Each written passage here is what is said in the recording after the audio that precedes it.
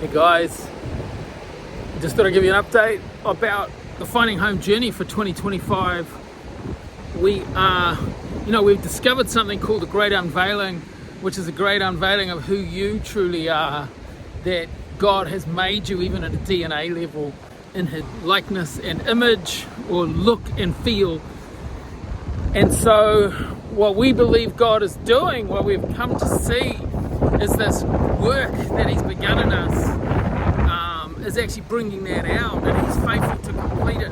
Let me tell you, His intention is not to make you into a cookie cutter version of His Son, but His Son, when He lived on the face of the earth, Jesus, was authentic to who He was. He was real about who He was, and the things that He did were congruent to who He was. That means they were in harmony with who He was, a reflection of who He was.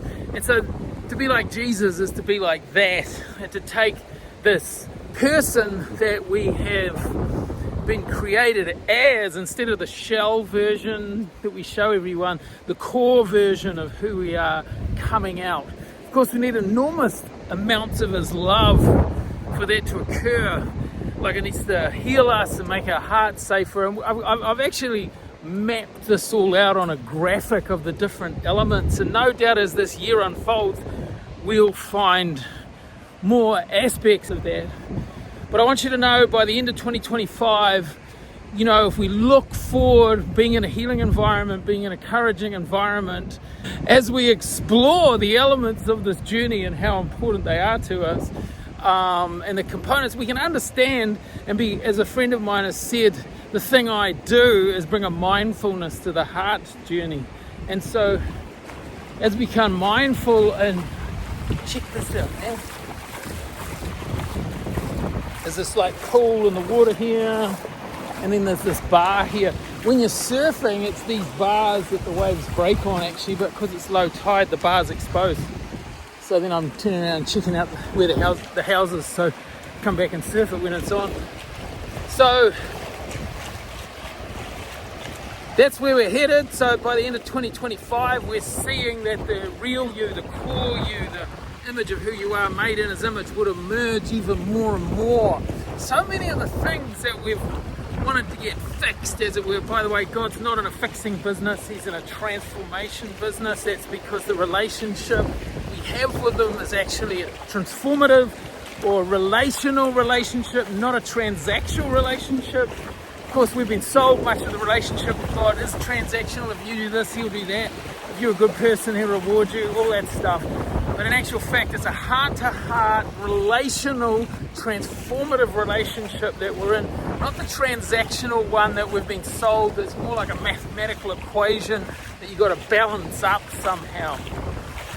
And so as this year unfolds, what we're focusing on as a community within the Finding Home Journey community is to bring out, to understand the place of healing and redemption and infilling. But that's not the end game. The end game is to bear His image on the earth. To understand the resistances in our own heart with change and transformation, like fears and doubts and worries will kick up.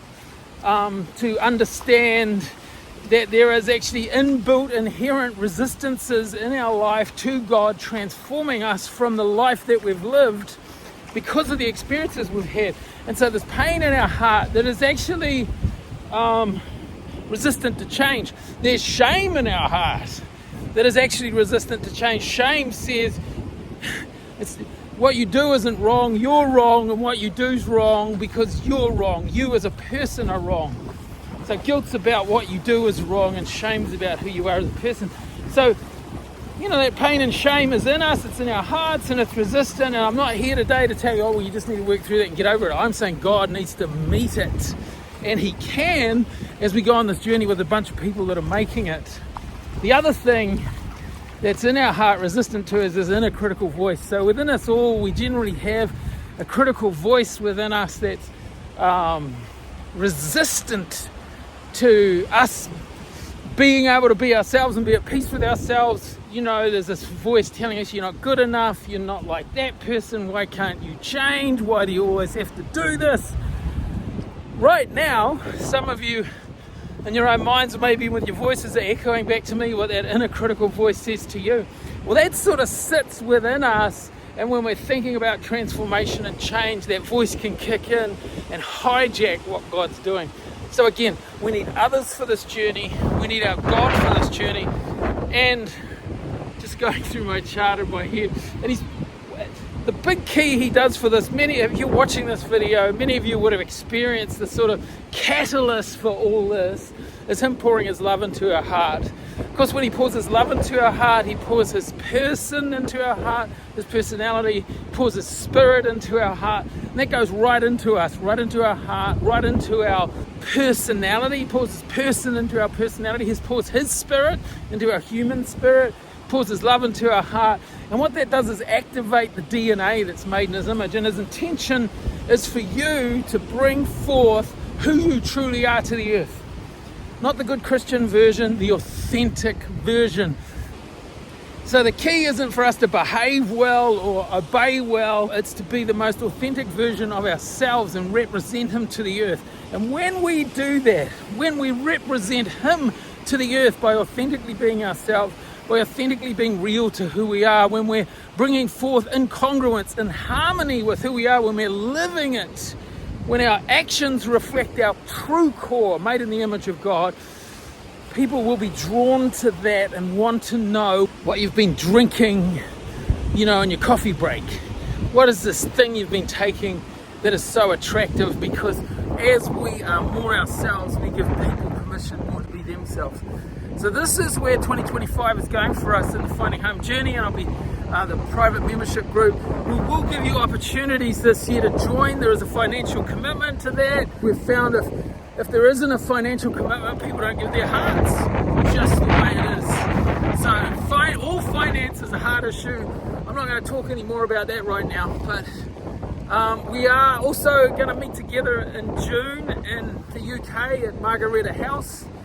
You might want to look up margarettahouse.com. We've got an event there in June for a week in absolute luxury, and I might have a coaching week 2 weeks before that as well. So that's all I've got to say on this. When you grow towards the thing that you're being called to, if he's calling us to come closer to him, what will come up in our heart often is the loneliness that's there, because the loneliness is a block to getting closer to him. He doesn't judge us for that. He's calling us to himself to help us identify those things in our hearts so we can lift them up to him and have fellowship with him. And things like loneliness, and things like being scapegoated, and things like hurt and grieving. The presence of God isn't the absence of those things. The presence of God is the capacity to process those things and to even just know him in them, heart to heart, rather than condemning yourself for feeling these things that, maybe you've felt you shouldn't. So that's the last thing I leave you with. On this beautiful beach here in New Zealand, in Mount Maunganui. I'm excited for the future. I'm excited for the Great Unveiling of 2025, not 1995, and the Great Unveiling of our personalities, our inner core DNA, and that we would live from the core of who we are, made in his image, rather than the shell that many of us have around us that's stopping us engaging with who we truly are, and stopping us engaging heart to heart with each other, and stopping us engaging heart to heart with him. Okay, sending love from this beach to wherever you are, and go where the life is.